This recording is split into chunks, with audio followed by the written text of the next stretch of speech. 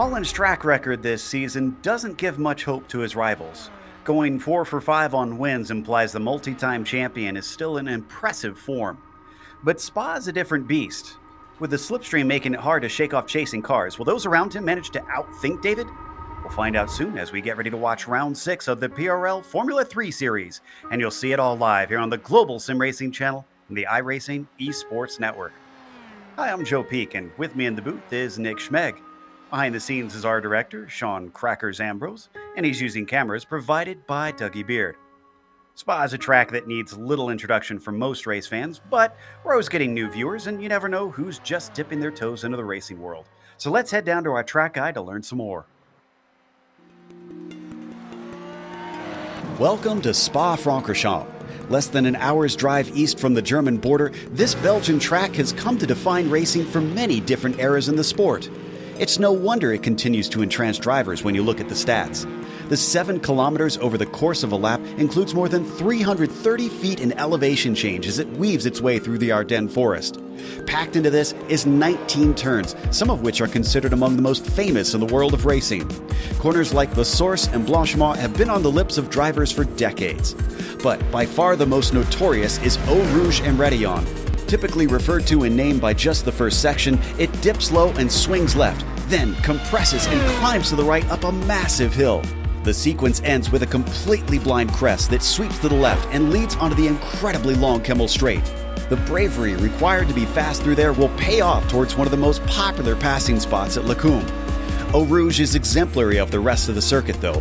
Most of the turns are incredibly fast and many include much of that signature elevation change. As jaw-dropping as the track is, you have to remember that this is the modern truncated layout. The old one, raced until 1979, was 14 kilometers in length, yet carried an average speed of 150 miles per hour. Present-day safety measures do cut down on the danger, but even in recent history, the circuit has proven deadly. It's clear why this track continues to be revered and respected by racers the world round.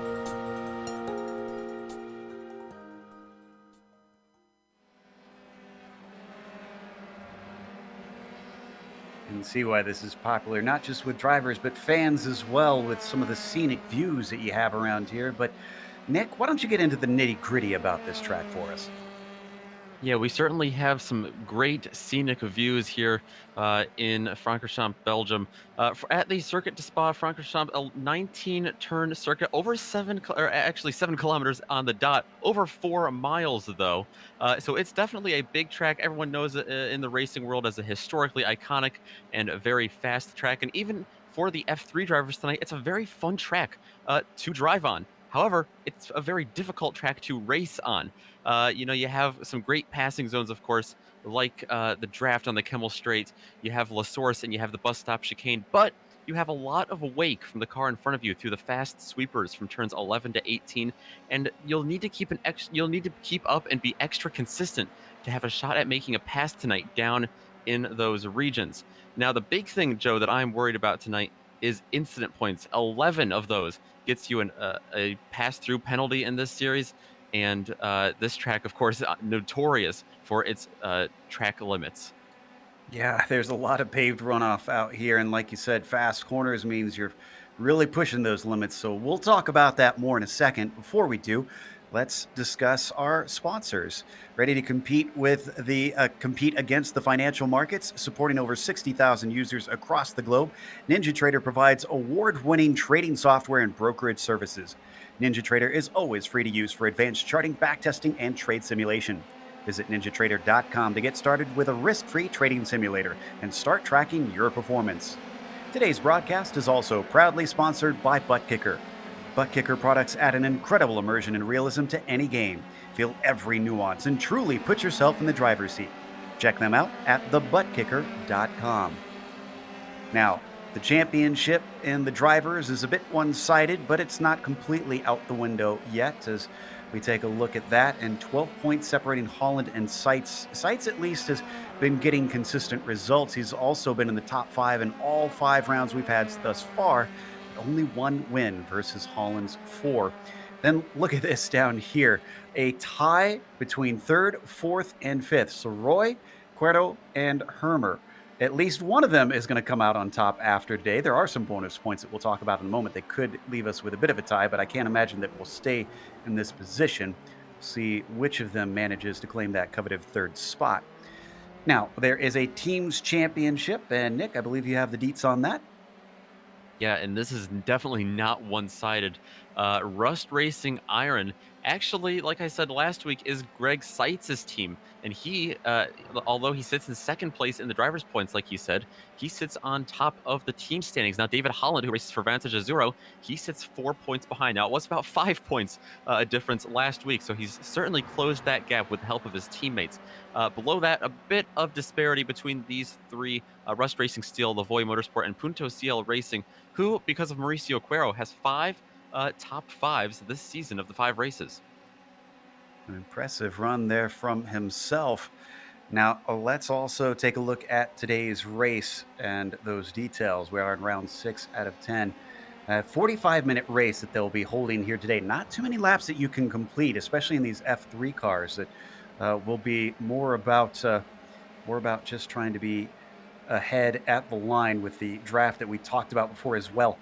And it is open setup in them. Now, that'll be important, of course, with the downforce. There's not too much that you can do, and everybody's probably going to be trimming that out. But see if anybody tries an alternate setup to find a little bit more speed out here. And there's those incident penalties that we heard from Nick, the stop and go at 11, and an actual disqualification as well at 20.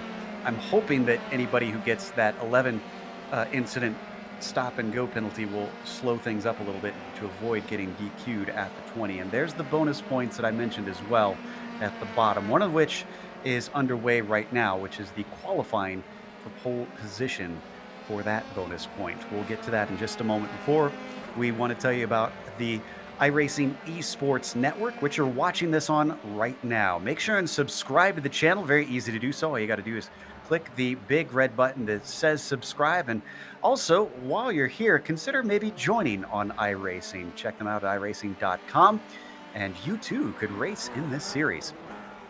Out in qualifying, David Holland, and second place, Greg Seitz there. So there's your front two. No surprises really going on. Clenard and Soroy also in the top 4. So it's looking a little bit predictable after the first laps across. Yeah, it certainly is. And Spa's always a track where sometimes, because of the draft, some drivers who are usually in the lower part of the top 10, or maybe somewhere in the top 20, mid-pack drivers, sometimes Spa's qualifying can sometimes boost some of those drivers up in the top 10. I don't really see anyone. This is a very similar scoring pylon that we see to the left of the screen, very similar to the point standings that you just went over. Indeed, we're watching Barnett, who comes across. Let's see. Nope, he's not going to improve. He's on a slow lap here. Again, if you haven't watched F1 race here before, remember that timing line comes early. Seitz is crossing. Let's see if he can improve less than a 10th. He does. He's going to go to pole, but where's Holland? Holland is coming across now. Can he improve? No, he's actually coming into pit lane. So he's going to have to get out soon. Since it takes so long to get a lap going, I wonder if he's going to have much time to do much up against Greg Seitz' pole. Yeah, this might be a very good opportunity for Greg Seitz. Now, of course, we said that last week at Road Atlanta as well. See Raymond Day crossing, and his most recent lap looks like that's not going to count, so he's going to stay in 10th position. McLaughlin improves. I don't think he improved his position, though, at 2:13.3, and he's still in 22nd spot. What about Hebert here as he comes through the bus stop chicane? Number 16 down and across the line to see if he can go faster than a 15.5. He does, half a second faster. And that is actually, well, once again, a driver not improving, still in 24th, way down the order for the 16 car. It's Matt Quinn. Yep, that's definitely an improvement for him from a 225 to a 213. I think that 225 was an outlap for him. Bacigalupo, 212 is actually pretty decent. That's good enough for a top 10. He's an 8th, and 211.8, 2/10 quicker, up to 6 for the number 84 machine now, and about 4.5 minutes left to go. We've come back to Barnett now, seeing if he can get off the final spot. He still has 3 cars that have not qualified behind him. Palovich, Gore, and Gunderson. I'm checking to see if any of those three are actually here, and it looks like they are in the session. Just not sure why Gore is the only one of those three who is currently out. Maybe the other's worried about the start here. Oh, way deep into the corner, and Barnett keeps it on the track. The lap will at least count, but it's not going to be a fast one. Looks like he must have had an off track elsewhere, unfortunately. So his Sights out still running? He is. Actually, Sights is just about to finish his lap. See if the pole sitter can extend it farther ahead of Holland. He's only got 700ths currently, and considering the lap time around here plus 2 minutes, that's not a very big margin at all. Faster than the 2:10.8. No, that one didn't count. Holland is still in pit lane. If he does not leave soon, he will not be able to start a lap. Could be that he's just content here, Nick, because we keep talking about the drafting around here. Wonder if maybe he knows as long as he keeps touch, he really doesn't have to be on the pole. Yeah, he could be. He might even have the lead after the first lap because of that draft if Greg Sights isn't too quick to pull away on the Kemmel Straight. Pretty rare that we see someone break away from the pack here in the first lap. That's true, too. I didn't even think about that. It could be trying to position himself when he saw him take that spot. Matt Quinn, the New Yorker's down in 22nd. There's a 2:13 flat for him last time, and it's a 2:12.7, 0.3 quicker. That'll put him into 19th at least. Don Lee behind him in the 71. It's only put one time down. That's going to be a non-lap for the 71 car. Lucas Bacigalupo next after that. Looks like he's warming up his tires just a little bit here. He might be getting ready for one more flyer. He sits 9th place right now. Yeah, this is his 3rd straight lap, I'm pretty sure, unless he came in a pit lane when we weren't looking. No, it looks like it is a little bit slow, so I'm not sure what exactly happened here. Let's see if his time counts, or it doesn't count, so maybe it was an out lap for him. Barnett once again. He's in 26 now since Tyler Gore's gotten a time in. His second timed lap going to be a 2:15 flat. That'll actually jump him up to 25th now.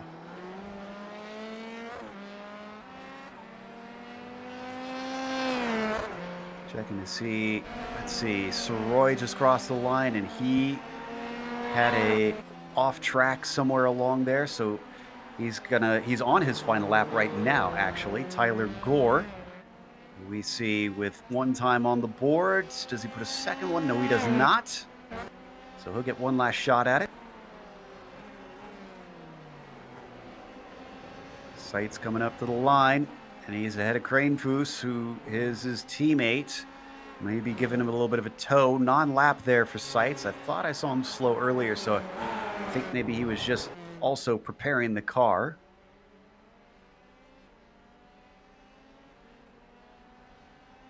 Looking to see if we have any of our front runners coming towards the line now. 40 seconds left to go. Thurman starts one more lap, so does Ponick. Ponick seems to be on a slow one himself. Don Lee, who's up to 15th, out of Blanchemont, down to the braking for the bus stop. He's got to make up 6 1,000ths to get 14th away from Verity ahead of him on the grid, so it doesn't have to be that much quicker. Oh, and he doesn't like the lap. That's going to end his qualifying. He comes to a halt. That means Bacigalupo is going to be our first one to take the checkered flag. He has been shoved down into 10th position recently. A couple drivers have managed to improve enough to shuffle him backwards. See what he's got. Hits the binders one last time here in qualifying. Nice and tidy to the first apex, but he's done with a lap as he takes it into pit lane. That's going to be it. Barnett's going to be the next one. He still sits in P25. 2:15 flat is his best. 2:14.7. but Nice not enough. improvement. Looks like Soroy comes in, so he's going to settle for 4th place. Legault up to 6th place. 4/10 faster that time by. Raymond Day, he's just outside of the top 10. Number 77. Let's see what he's got. Not too many cars left after this, with their 2 minutes counting down until the final flying lap can no longer count. This one's quicker for Day. Is that going to get him into the top 10? No, just 11th for him. Rain Foos faster, but stays 17th. Looks like Brett Thurman going to be the next one as we watch Ponick now. Ponick's in 13th. Thurman is in P16. Thurman does not go faster. Ponick, let's see what he's got. 2:12.2. That's going to be a 10th shy of his best lap. That is everybody. So, I believe Barnett crossed the line after the checkered flag, if I'm not mistaken. Did he not? I think he did, yeah. Yeah, I'm pretty sure he's done. So that's going to settle our grid here. Let's go through that starting order for today, round 6. Greg Seitz with another bonus point. Could that help him in the championship? Can he finally close in on the man beside him, on the grid? David Holland starting 2nd. Rod Clenard coming back with a great 3rd place, and David Soroy, in P4. David McDonald starts in P5 with Olivier Legault in 6th position. Then Sam Hermer, one of our drivers tied for that top 5 spot, that 3rd position. He'll start 7th. Mitchell Green will be starting in 8th. And you've got Mauricio Cuero in 9th place, and Alex Gaillon will start in 10th. Row 6 is going to be made up of Raymond Day and Lucas Bacigalupo. The Baker's Dozen position is going to go to Mark Ponick, with Stephen Verity and Don Lee rounding out your top 15. Brett Thurman, Daniel Cranfus, and Sebastian Pruitt will follow them 16th, 17th, and 18th, and then 19th and 20th will be rounded out by Matt Quinn and Christopher Richards. Lauren Sebastian, P21 for him today, and Sheldon Rosenbaum in the 22nd spot. And you've got Will McLaughlin starting P23. Andy Spicer was able to get it up to 24th with Daniel Barnett in the 25th position. David A. Bear unfortunately pushed down to 26th, and Tyler Gore is the last one with a time at 27th. Gunderson and Palovich will start at the back of the field. I see them both in the session. Hopefully they should start this race today as we now grid up on the front stretch. This is the Grand Prix layout, so they will start as F1 does down into La Source. That can cause lots of drama. Cars can find themselves very quickly wrecked through that corner, even if it isn't their fault. So they will have to keep heads up and maybe have to play it a little bit safe if they want to at least get through turn 1. Just waiting on another few to line up out on that grid now for round 6. Again, with those 12 points difference between Seitz and Holland, you have to remember that Holland has won 4 out of those first 5 and is looking very, very strong, even at tracks like last week in which Seitz predicted he could have a good race because he likes that track.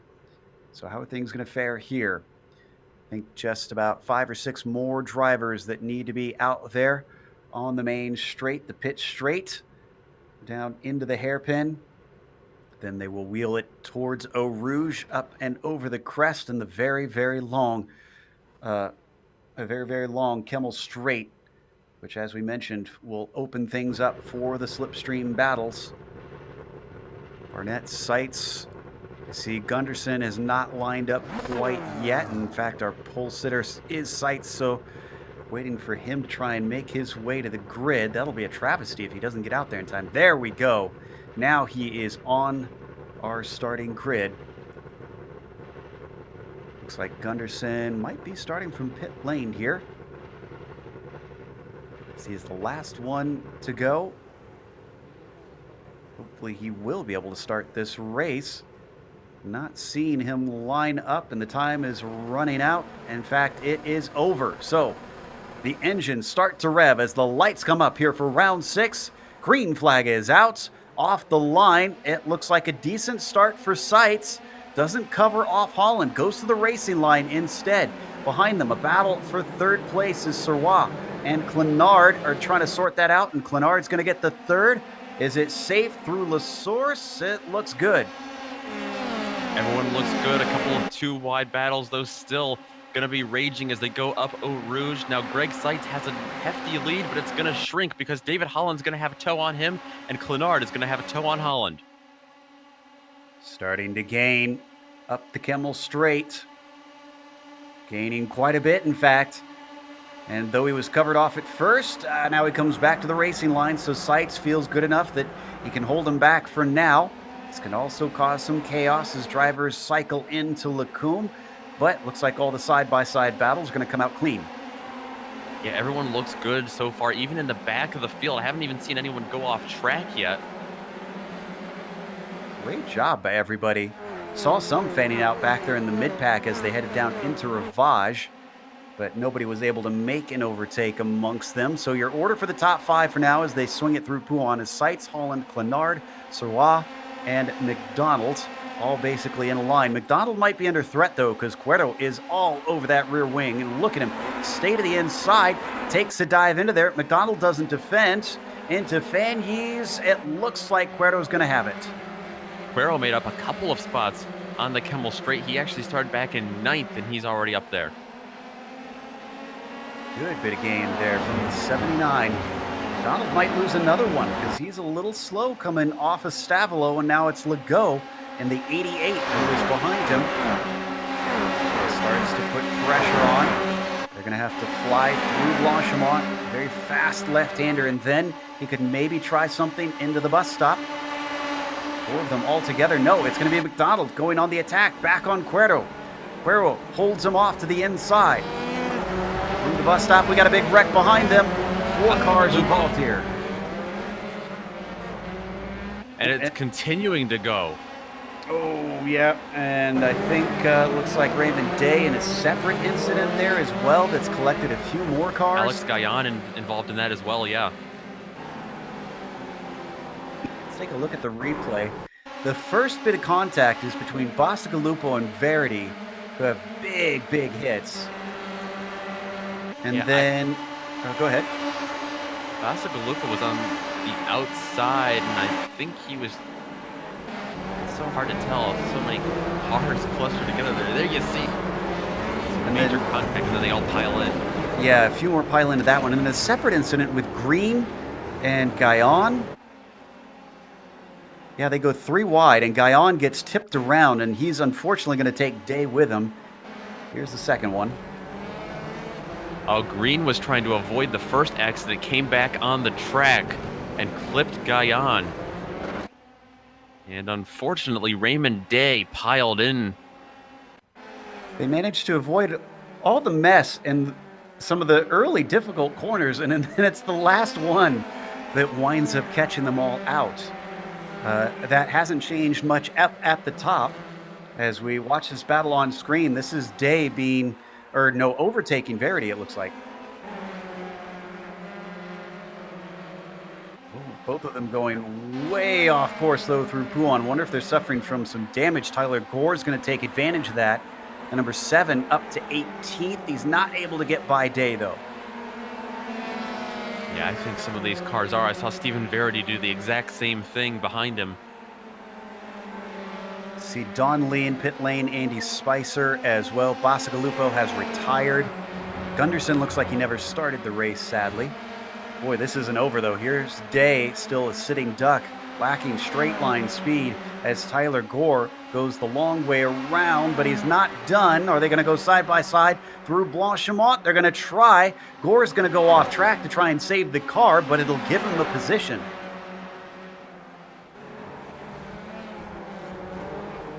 See if Raymond Day...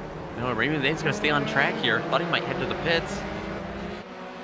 I wonder if he's trying to wait until the pit window opens here. Verity went to the pits behind him. Verity, of course, involved in that incident as well, so definitely, I suspect, some damage repairs as we continue to watch this battle come down towards Eau Rouge. We're going to fan out Tyler Gore Once again, side by side into a very fast and scary corner. He thinks twice about it this time. Lets Raymond Day by. Oh, and that's Richards at the side of the road. Something happened to Christopher Richards. We'll get to that in a second as we watch this battle on screen. It was contact, I can tell you, with the number 49 car. Or to the outside, down into Lacombe, trying to outbrake him. And it's just not going to be there. So let's take a look at the replay. He's going to be followed by Quinn. That's Quinn right behind him in the 07, 007. Yeah, I think Quinn was just trying to tuck in behind him, and he just had so much speed, and it was too late to pull out of line. Watch from Quinn's perspective. Yeah, he misjudged it. Nothing malicious there, just unfortunate that it ended another driver's race. Now, as all this has been happening, Holland has gotten in the lead over Sight. I'm not sure if we got a replay on it, but let's see if we can dig that up. They've not dropped anybody, essentially. Clenard's still with them. Serrois is still close behind, and there's a bit of a gap to Cuero. It's about a second. He could still get back into things. Looks like we do not have the replay. Apologies for that. We got so caught up in the action happening down on track, we had missed that the slipstream battle had changed that top spot.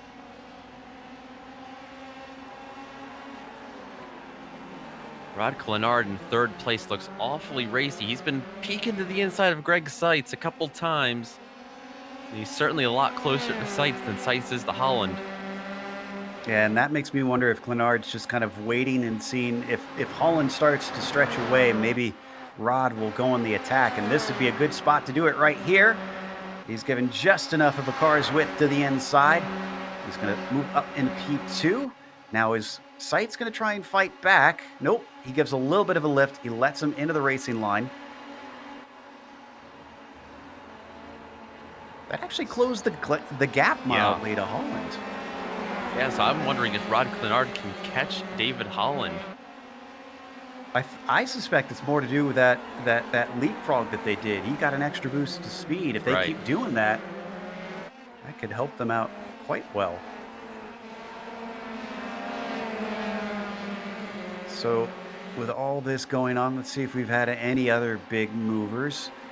Looks like both Brett Thurman and Matt Quinn have done a great job in this race, because they're up from 16th and 19th respectively, and they're right now in looks like 10th and 12th. They're splitting Cranefoos. Yeah, that lap one incident we saw in the chicane, I think, really helped those guys. Other than that, they also had to pass a couple of other drivers on the first lap, but that first accident took out about 4 or 5 drivers. Of course, most of those drivers still in the race, it looks like, just sent them to the back of the field. Yeah, Bacigalupo, Richards, and Spicer are the only ones it looks like are out of it. Now, let's go back to Seitz, because he's under attack yet again, and this time it's Serrois. Is he going to put him down yet another position? No, he's going to wait patiently as they break for the bus stop chicane. This has made our top 5 actually relatively close here. Yeah, so this is interesting, because he's not going to be able to keep leapfrogging with Rod Clenard if he's back there battling with David Serrois. And then Mauricio Cuero, you really saw there through the source, gained a ton on David Serrois. Right on board with Seitz now. Not sure what's going on. If this is strategic, if he's doing this intentionally, or if he's actually lacking pace. Don't need to go to it, but Pavlovich had a spin farther down. For fans of him, unfortunately, he's lost time and positions. Serrois to the inside. Again, no defense from Seitz. And can he keep it tucked in? Yes, beautiful job there. Textbook maneuver for the number 19 to get him onto the podium positions. Now, in the meantime, Raymond Day has said enough with the damage. It might be within the pit window, I think, here. He could actually still do this on one stop. He's just very early.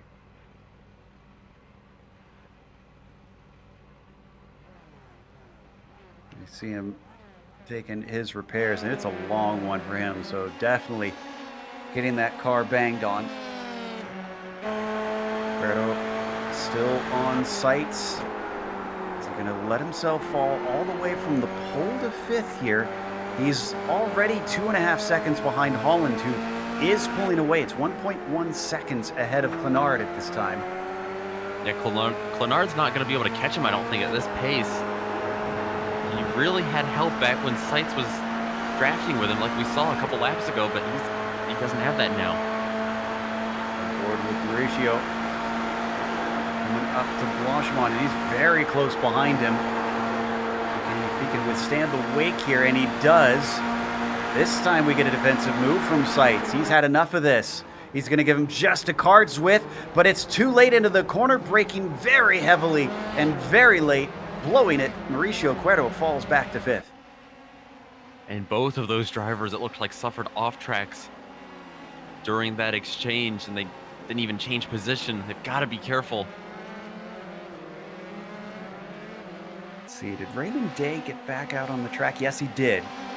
So it's about a 30-second stop for the 77, and he's back going once again. He is in 22nd position. Watch these top 5 continue to battle. We're going to look at the front of them, because there's David Holland leading the way. Number 18 on your screen has been almost impeccable this season.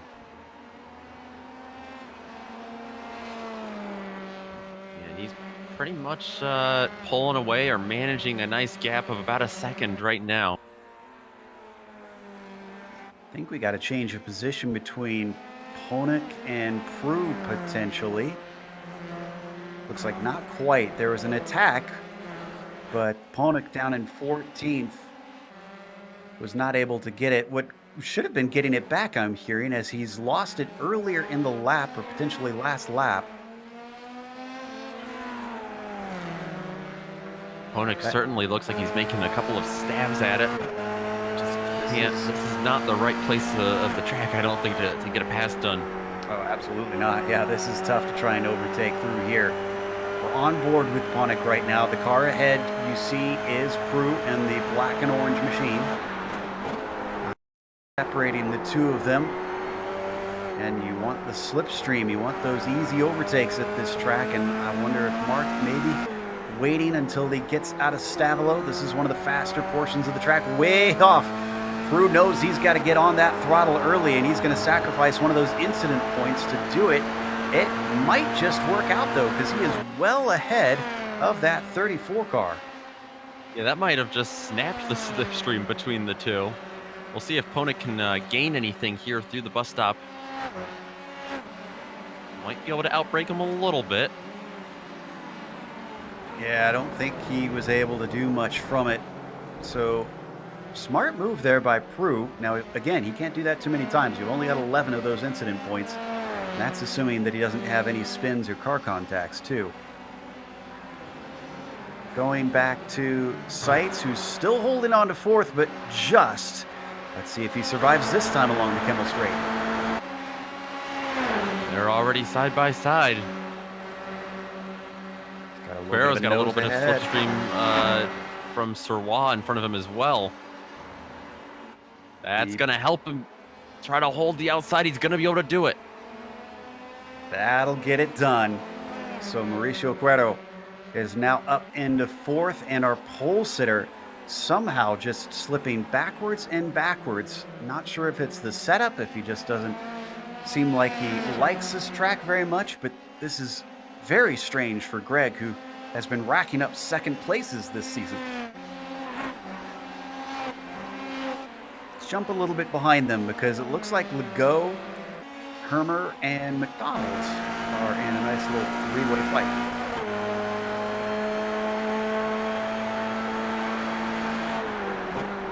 Yeah, Legault kind of, or Sam Hermer rather, sandwiched right in the middle. Legault trying to gain in on him. This has got to be nerve-wracking for Hermer.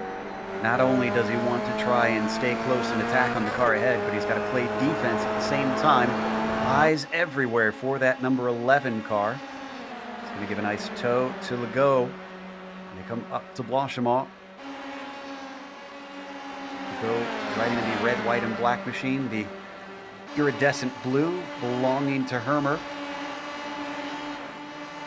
Right there, though. Yeah, they're trying to outbrake each other. Just can't quite get there.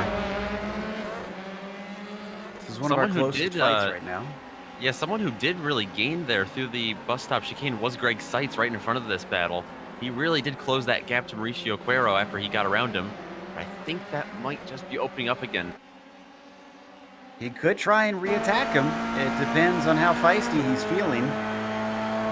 Right on board with Cuero right now. That's Sirwa up in front of him. We want to see behind because Greg Seitz is gaining a lot. He's going to pull to the outside. This is almost a perfect mirror of what we saw before, except Seitz gets well ahead of him before. The braking makes it look absolutely easy. A little bit of a look to the inside from Cuero, but the Chilean driver just doesn't have enough in it. Yeah, he took a peek. He wanted to see if it was possible. Takes another one there. Dropped off at the nose. Down into Rivage. Certainly giving Greg something to think about. Yeah, continuing to put a lot of pressure on him. Greg Seitz just had a terrible start to this race.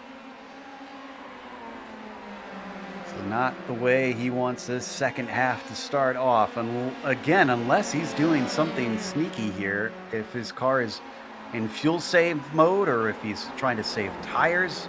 There are a lot of very sustained corners, fast sustained corners here. I wonder if the tires are a concern for some drivers. I wonder what kind of, if he had any difference in his qualifying lap that we just missed, like a big slipstream or setup change. Could be setup. Could it be that it's not as good in the long run? Because you certainly want to trim that thing out before the qualifying here. As they come down towards the bus stop once more. What's he going to do? He's going to hold the inside. Cuero looking to try and outbrake him. He's blown this corner before, and he sends it in very deep. They're going to stay side by side as it switches back with the inside going to Mauricio, but he doesn't get the run off of it. Better traction for the number 74, and he manages to keep him from overlapping and actually comes back to the racing line. They had an incident behind it. It looks like Mitchell Green out of the bus stop chicane has looped it. Take a quick look at this. A lot of times this is a place where they just get too hard on the throttle. He might have had a little bit of off track. No, it looks like he was sliding before he went over the curbs. Right there, he'll start to begin sliding. And that AstroTurf certainly did not help. Yeah. If we come back live, Mauricio is at it once again, but this time he's going to have it. And he's going to be by Seitz. Change of position behind them as well. Kranefuss up to 9th, past Brett Thurman this time. That's from 17th position for Daniel Kranefuss.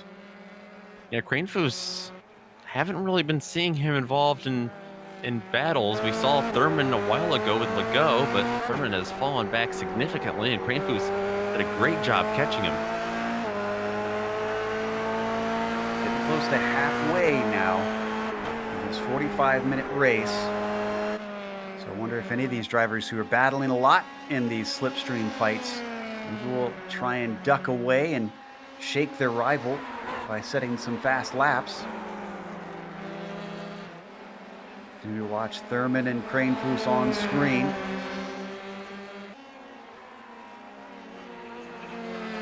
So hard to stay hooked up with another car here through the slipstream because you have so much wake through these fast sweepers.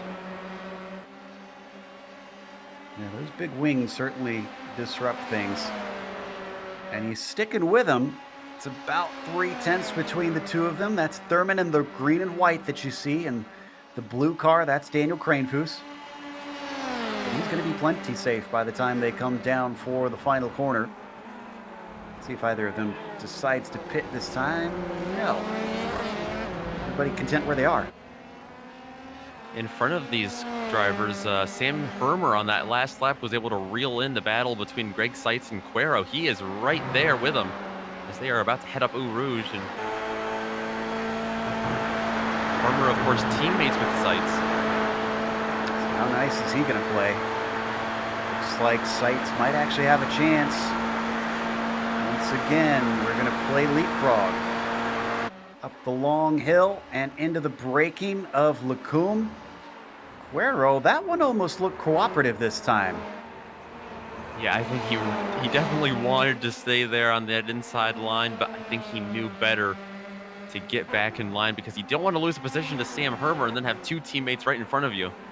That's true.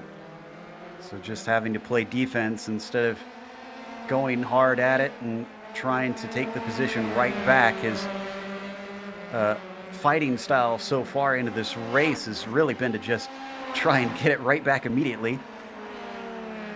Patience pays off in some cases here. I don't think it's going to be long if they keep battling like this until David McDonald joins the picture as well. He's about 1.1 seconds back. Yeah, that is pretty close. He's got a great view of him. Watch this trio out and around Stavelot. Onto the back stretch, heading up towards Blanchimont. I think Quero got a bit of a decent run here. Wonder if he'll try and attack on Seitz. Yeah, the big gap opened up between Quero and Hermer there. Quero's got the momentum. But not the gumption. He's going to stay right behind him. Ooh, a little bit of a lockup from one of them. I couldn't tell which that was. That actually hurt the exit of Mauricio. Here comes Sam Hermer now.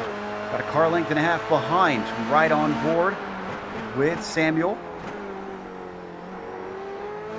Yeah, I think that was Quero that locked it up there in the bus stop. Now we'll see if he can counterattack as they go back up the hill. He's got Hermer to worry about in his mirrors, but he's got Greg Seitz in front of him. We got a first scheduled stop with Thurman coming in, and Honig is going to join him. Let's stay with this. He's going to squeeze together. Quero gaining on Seitz. Hermer gaining on Quero. Seitz going to defend. Up into Lacombe. Not quite the overlap that Quero wanted. So he's just going to stay right in the tire tracks of that number 74.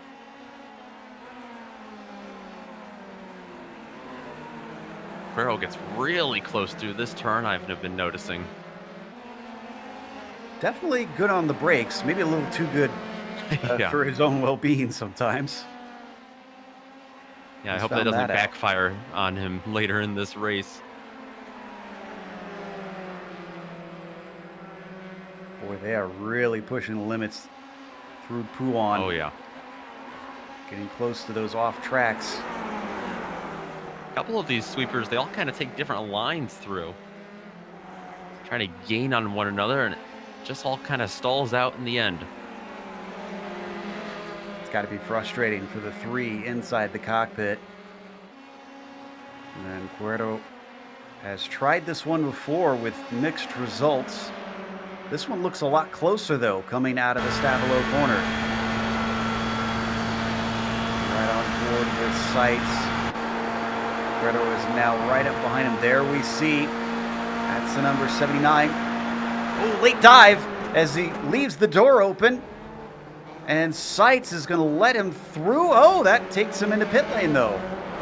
So does Serrois. Maybe not an attack so much as just trying to make sure he had the desired side of the track. I think he wanted to have the entrance open for him. And this is what I was wondering, Nick, if we would see. If drivers who are in a battle like that said, well, I could probably be faster alone, and like to take a little bit of a different strategy. Oh, it's like you mentioned, it's so frustrating to have such good runs and you kind of stall out when it's all said and done. Oh. I would definitely take a pit stop. Look at how much quicker he got out of his pit stall than Serrois did. I'm not sure if that was just good entry or what, because it's only 4/10 faster for Mauricio. That's a lot of time gained. And Sam Hermer's been able to jump Greg Seitz in the Kemmel Straight as well. So I guess team tactics go out the window as soon as you take that third car out of the equation. I can report that Cuero did go by Serrois on the Kemmel Straight. There you saw it on screen. Behind them, that is Rosenbaum. He's yet to pit.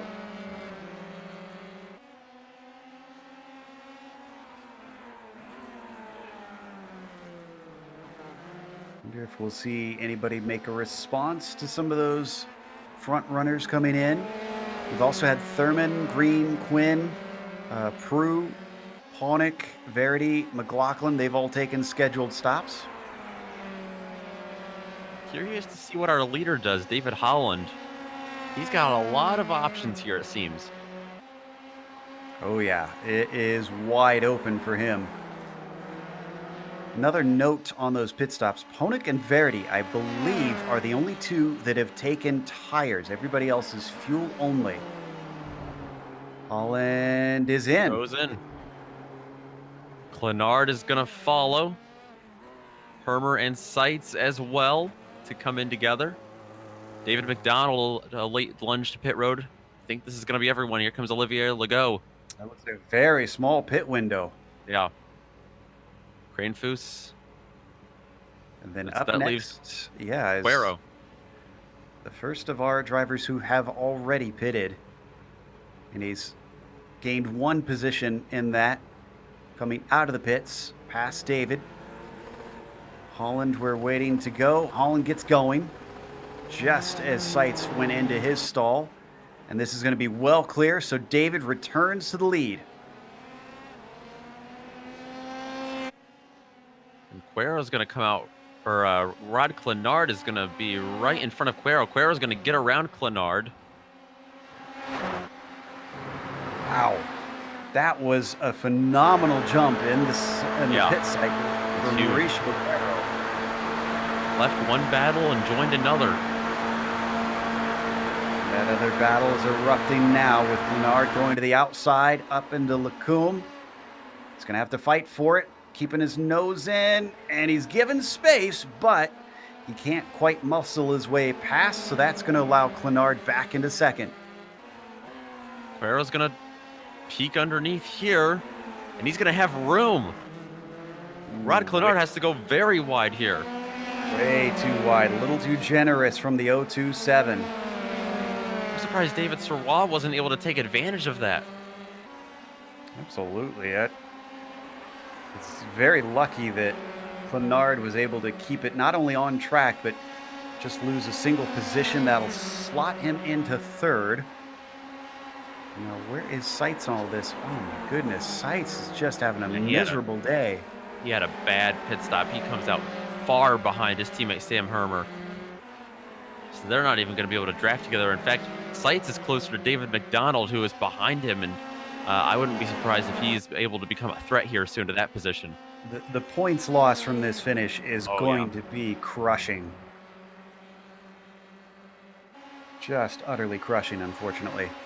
And you know what else I'll say about the points is this is going to be a crushing day for the teams championships for Rust Racing Iron between Hermer and Seitz, because David Holland and Rod Clenard are having a fantastic day. Clenard sits 13th in the driver's standings, but he's teammates with David Holland and Vantage Azuro. This is going to be a great day for them. And they're only 4 points behind coming into this race. I have to imagine there was a little bit of a setup exchange going on there to help him find some more speed. But, I mean, to be fair, Rod has always been pretty fast. This is a great showing. Going to rack up another podium. It won't be his first. I don't think it'll be his last. The question is what spot on the podium if he gets it, because with a run on Cuero, he's going to get back into second now.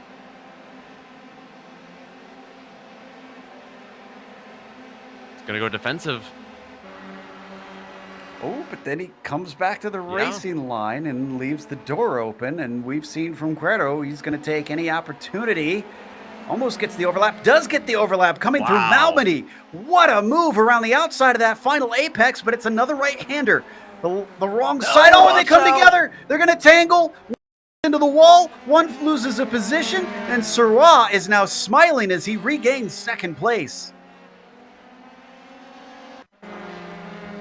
That is the last thing they needed, especially Mauricio Cuero, who was so fast today. They just make slight contact, and that's enough to get him almost up in the air. Yeah. Oh, boy, disappointing sight there for Cuero. I don't think he did anything wrong. He actually gave plenty of space. It looked like understeer. Yeah. It's such a hard turn to be side by side. Rod could only do so much. Now, he is limping at this point. His car is very, very slow. There you see is a DNF for Cuero. It looks like he had to take a tow. So Hermer now moves up into third, and Seitz, who's passed them both, is back into P4. That saves him at least some of the hurt from the points. But here's what's interesting is with Clenard having those issues, with Hermer being Greg's teammate, like you were saying, I wonder if that means Teams Championship is going to look very bright and shiny for these two. Yeah, a day that was about to be crushing might have just gotten a lot better. Raymond Day, actually, is another one of those drivers that is with Vantage of Zero. In fact, he's higher in the points than Rod Clenard. And he, of course, had a terrible start to the day. Ooh, yeah, this is going to be a bizarre one in terms of the differences between Team Championship and Drivers Championship. Now, a little bit farther down, Tyler Gore is leading a couple cars. We've watched them before, Green and McLaughlin. This is fighting for 14th place. And this is Blown Tranny Racing, a bit of a sandwich that Mitchell Green is in. Teammates Tyler Gore and Owen McLaughlin. Green's going to go around the outside. Gore defending down into La Source. Very shallow exit, and that means a little bit of an advantage will go to Green. His nose starts to peek ahead, and I think he's got it into Eau Rouge. Yes, indeed. Yeah, but I think Tyler Gore is going to be able to have a big run on him here. He's fallen away a little bit now, but just wait. He's going to get the slipstream. Is he going to be able to outbrake him? He's going to be a lot further away than I expected. Yeah, that was quite a run there from the number 27. You know, it just hit me as I watched Clenard lose another spot. Legault just got by him. This could not have been worse timing because his pit stop is done. He can't come in for repairs without losing a whole lot more time. Yeah. And I wonder if he's just trying to see if this car can make it home from here. I mean, you might as well. I mean, you're going to lose positions if you... Definitely not in good shape. He's going to lose a bunch of positions, and I think when it does get unbearable and when it just becomes not worth it, I think he will pull it in, but... Clenard, of course, trying to answer his season best 5th place last week. Don't think it's going to happen. No. Let's see, he's got actually about a minute 45 to the last car on the lead lap, which is Don Lee right now. Which, with 11 minutes left, is not impossible that he could lose that much. He's going to lose another one to Cranefoos, who comes up behind him now. Should be easy pickings, especially on his fast run down to Eau Rouge. You're right on board with Rod Clenard. He is really struggling. You got to take a look at the steering wheel. Yeah. He is dealing with. That's got to be terrifying through Eau Rouge. And a big slide there. Oh, he holds it together. The last thing Cranefoos wants is a car spinning in front of him over that crest. Props to Clenard for still trying to get some slipstream here from Cranefoos in front of him. Got to do what you can. What was that Teddy Roosevelt quote? Use what you can, do what you can with what you have where you are. Something to that effect. That's what Sam Hermer just did. He just got around David Sirwa for 2nd place. And Greg Seitz has caught them both. Let's take a look at that one. Just set him up. He knows how the game is played here. Ooh, bit of weaving, though. That got a little frisky. Yeah, a little more aggressive. I think there was a little bit of hesitation from both of them there too, as to whether to keep defending or not. Poor Raymond Day has to take his second stop. It was, in fact, too early for his first one. So he's got to get fuel to make it to the end. That means I think he's going to be sent down potentially into last on the field. Oh, he's actually, no, he's in for a long time. Is he getting more repairs or what? Checking to see if he had another incident. Not seeing anything. He may have hit 11 if he had a couple off tracks. You know, that's true as well. I think he got a couple of, he at least got a 4X, we know, of course, and I wouldn't be surprised if he got another couple off tracks on that lap, and maybe even 2. That'll certainly add insult to injury. So we come back to this battle for P2. And if you're Hermer, do you try to help Greg Seitz as well? Do you maybe try to back Sirois up into him? Yeah, they've got less than 9 minutes. He's got a very good run. Right just over his shoulder. A duck to the inside. And the 74 makes it look easy, though he almost pulls right back in front of Sirois. Thankfully does not run into him in the process. Oh, Clenard's thrown in the towel. He is in pit lane.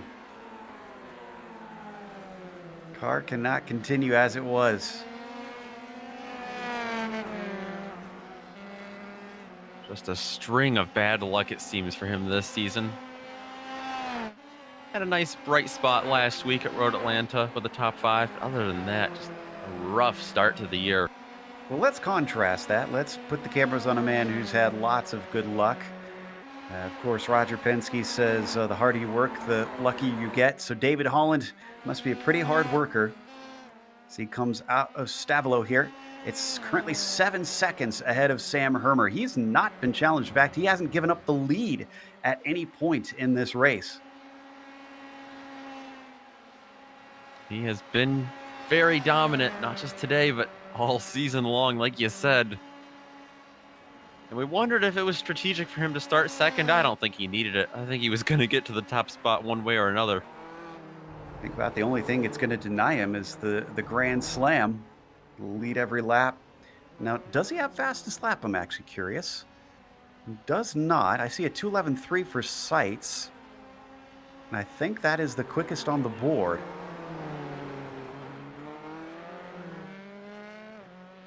That's the bonus points for Seitz, and actually he ups it. 2:11.357 now. Probably wondering if he could find that pace consistently, at least, across the race and try and catch up to Holland. He's got help from his teammate in front of him.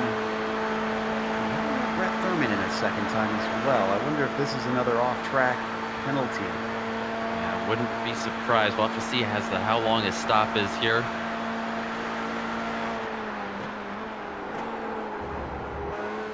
It's going long, so I think it is indeed a penalty. Yeah. Got a bit of a battle that just went by him. McLaughlin and Gore. McLaughlin in the number 5 with Gore in the number 7. There you see, that's Gore in the purple machine. Orange belonging to Owen. Another team battle on track. As they come up the hill, he's going to get the slipstream. And I don't think he's going to be quite close enough, but he's going to regain all this ground that he had lost. Look at the weaving there from Tyler Gore when he sees him start to approach, though. Looks like it's all good fun back there between the two. Absolutely. We're now down to 23 cars left running. Raymond Day is the last one. 21 are on the lead lap. Rod Clenard is the final car ahead of David Holland right now. Good battle for 11th place here as well, Joe. Sheldon Rosenbaum trying to hold off Mark Ponick. Right on board with Ponick now. Let's see if he can do anything on Rosenbaum. Picking up speed. These cars do get going quite fast, 140 miles an hour, up to 150 now. Up to Blanchard. Remember, flat out through this corner. Let's see what they can hold it at. 152. Imagine that, going through that turn. 55, and then they have to get on the binders. Ooh, very deep, very, very deep for Ponick. Keeps it on the track, though. I think Sheldon Rosenbaum is our hard charger of the day as well. Seitz is in second. Seitz is by Hermer. I think this might have been coordinated. I think it may have been Kemmel straight. And you're going to see Sam Hermer here pull to the right, as it looks like he's going defensive, but he definitely does not put up a fight. Yeah, I think once he had the nose ahead, there was either an agreement or he understood that there was really no reason to try and challenge Greg here. You know, I wonder if they were waiting to pull away from David Serrois, so they had a little bit of a cushion. That's a good point, because there's about 2 seconds back to Serrois. And we go back to this battle here on screen. Ponick and Rosenbaum. Mark's still trying. Rosenbaum's still defending. A little bit of a slide from Rosenbaum there. Watch out. Those opportunities are going to open the door for Ponick. I don't think he's going to sit around waiting for it to happen again. I know you noted that Ponick took tires in his pit stop. Do you know if Rosenbaum did as well? It does not appear to be so. Yeah, he had a short stop. Wonder if Ponick's got a little bit of a grip advantage here. Of those that pitted and there seems to be, or that took tires, and there seems to be very few. In fact, Ponick is the only one I see still running that seems to have taken tires. Rosenbaum goes all the way off into the gravel. But he manages to hold the position. We are at 2 laps to go now. Leader took the white flag, or not the white flag, the 2 to go just about 30 seconds ago here. Holland now up to a lead of about 8.1 seconds. This is a hard one to read as let's stay on this battle between these two. This has been pretty exciting between Ponick and Rosenbaum, but this race for Seitz has been hard to understand if he really did lack pace or if it was all intentional when he allowed his car to fall back in the field. Because now he's back up to second, and it all worked out in the end. But, I mean, that was a very risky strategy if that was all meant to be. It looked like in those very first few 3 or 4 laps that he was trying to fight back after guys like Cuero and Serrois got around him. It didn't look to me like he was purposefully pulling back there. Maybe he lost the first spot on purpose, but after that, I don't think he expected to fall back. But either way, he's found himself back in second place again. The peak there from Ponick. Just decides it's not worth it quite yet. Stays behind Rosenbaum. You're watching the fight for the top 10 here in round 6 of the PRL F3 series. I think Ponick's trying to set himself up to be in second place on the white flag, and a big slide from Rosenbaum there. I think Ponick definitely has fresher tires to his advantage right now. He appears that way. Right on board. We're going to get the white flag very soon here for David Holland. Very wide there as we rode on Ponick. Could this be drivers using those last few incident points to their advantage? There's our leader putting another lap on, it looks like David Hebert.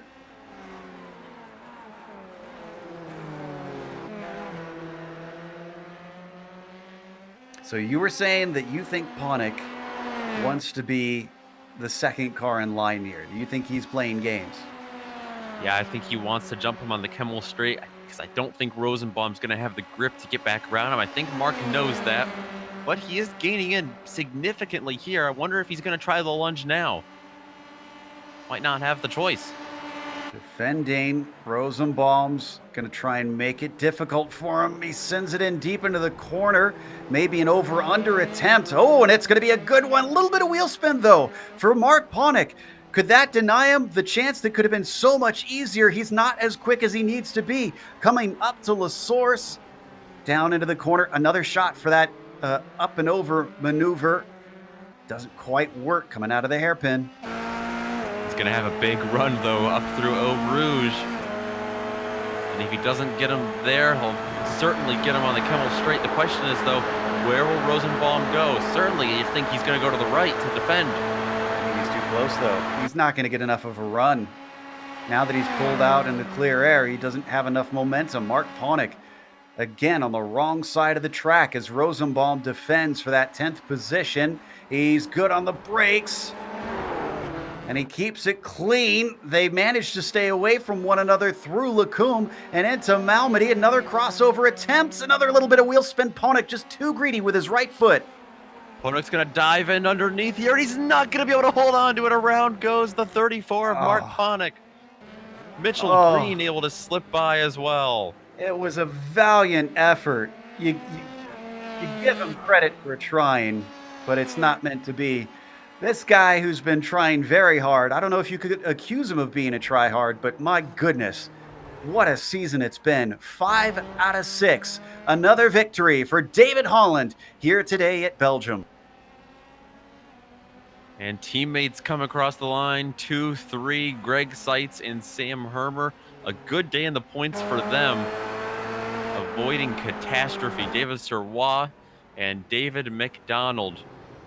Top 5 for McDonald will go with a 6. And then you get into the drivers that gained a lot of positions. Oh, and Kranefoos. Why is Kranefoos going to get a penalty? He's going to get a penalty, I think, because he comes into pit lane on the last lap. He would have had a 7th place finish from 17th on the grid. Quinn, I assume, is going to be scored ahead of him as he finishes 8th. We'll get confirmation on that. Rosenbaum, who actually gets caught by Green at the very end, still comes home in 9th. And Ponick. Ponick in 12th, sadly.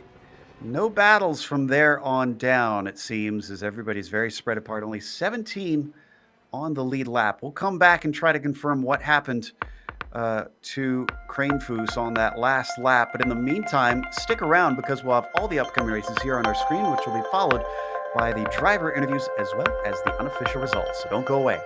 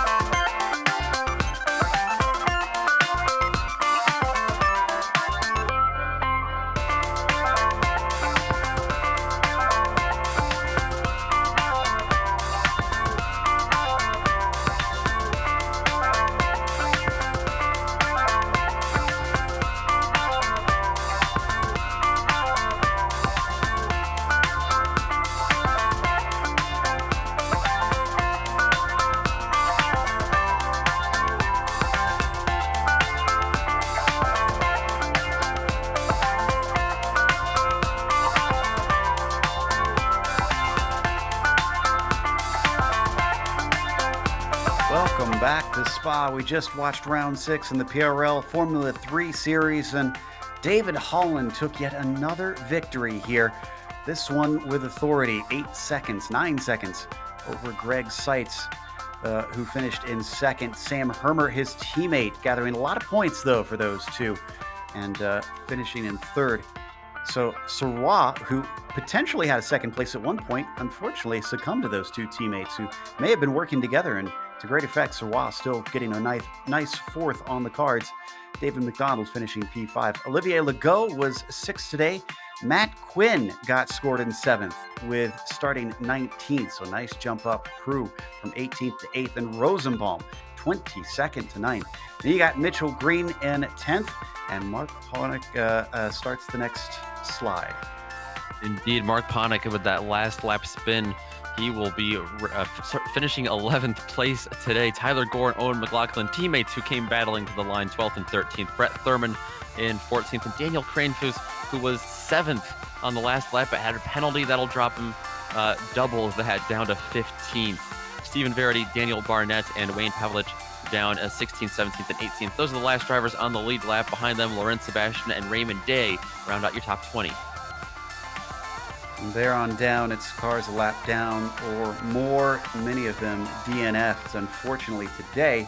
David Holland, the winner, though, is with us. And David, you didn't get the pole, so obviously you missed on that bonus point, but we had some theories floating around that you weren't too concerned about pole here because of the slipstream, but there's one tinfoil hat kind of popping up that says that maybe you wanted to start in second because of that opening slipstream. Was that the case?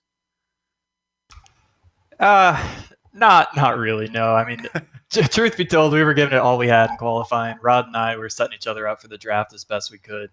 So yeah, we were definitely sweating hard during qualifying. But yeah, I mean, you're right though. It really doesn't make that big of a difference here, but that extra point is definitely worth fighting for. Yeah, and especially considering points, it's not just the Drivers' Championship, which you're going to extend that lead on, but you're fighting for that team's championship, and it looks like your team is not quite faring as well as Greg Seitz's team, who I believe after this maybe or already is leading you in the team's championship. Do you find that frustrating that you're not able to tick that box as well? I don't really know so much that it's frustrating. We've shown good speed as a team, just, racing's racing. Had a bit of bad luck here and there. I know tonight, I'm not sure exactly what happened, but Rod and Mauricio, I think, were white knuckling it some, and trouble happened again. But, we still got 4 races left, and I think we can still give them a run for their money. Well, it's been a phenomenal season. Before we let you go, is there anybody you want to thank? Yeah, of course. Got to thank the team, Vantage Esports, as always, and then you guys at GSRC for the fantastic broadcast. The league, PRL, and sponsors ButtKicker and NinjaTrader. Thanks, guys. It was David Holland, your winner here today. Up next, Nick has caught up with Greg Seitz, who took another second place today. I have indeed. Hello, Greg, and I know you're probably tired of that second place finishing position, and you're probably tired of the question, but that was a very interesting race that found you winding up in second place. You fell back significantly at the start, but then found your way back on top. Yeah, it was. I struggled a little bit in the first half, and then seemed to find my pace in the second half. David was just too fast for me. I'm really actually happy with second because this isn't the best of tracks for me. So yeah, I'm pretty happy that I managed to pull out a second in the end after all that. Another storyline we were following throughout the race was the team's standings. Only 4 points separate you and David's team, but you are on top of that point standings. And it looked like this might have been a disastrous race for your team. It turned out to be probably one of your best of the season. Yeah, I think we caught some breaks. I mean, it was bad luck for Rod and Quero, but yeah, we'll take it. So it ended up rather nice for us to end up with second and third again. Awesome. Well, hopefully we will be able to see you get on that top spot of the podium at least one more time this year. It'd be very fun to see. But congratulations again on your great race tonight. Before we let you go, anyone you want to give a shout out to? Yeah, as usual, you guys for putting on a great broadcast, and my teammate Sam in particular, and my whole team. We worked really well together and helped me in qualifying too. So great job for Rust Racing today. Awesome. Good to have you in the booth. Finally, in third place, we've got Sam Hermer talking to us, teammate to Greg Seitz. And Sam, congratulations on a podium, but I look and see that your club is the UK&I Club. Are you burning the midnight oil over there? Yes, just slightly. It's 16 minutes past 3 in the morning. Ooh. So yeah, slightly tired. I've been drinking lots of coffee and eating chocolate. I mean, what else can you do? I think that sounds like a good evening to me. Now, we were talking to your teammate about the team's championship here. Do you have a sense of pride knowing that you guys are taking it to the Vantage Zero guys so well? Hell yeah, we're like kicking their butts. It's great, fantastic. That's the thing that gets me up at 3 in the morning, thinking about kicking them. No, I'm just joking. It was a really good race. I really enjoyed that race. It was great. The people, I'm not sure what happened to our opposition. They just sort of fell apart in front of us. It was interesting to watch. I think some of them didn't take tyres, and it was a really bad decision. So interesting. It seemed to pay off well for you. Speaking of tires, because we noted during today's race that there was a lot of very sustained fast corners. We're going to get that next week as well at Phillip Island. Do you look at that and are the tires kind of already coming into your mind there as well? I mean, it's always something you have to be aware of, don't you? As a team, we sit there and we look at some of the charts and we work out which corners you're not really supposed to be like pushing too hard in. And it's with the extreme setups that the cars have nowadays here, you have to be really careful with the tires. But yeah, I had one of those setups today which starts off really understeery and then just sort of slowly gets better and better as the stint goes on. So I think our setup was fantastic, and thanks to Greg for that. And obviously, thanks to you guys for putting so much energy and enthusiasm into this.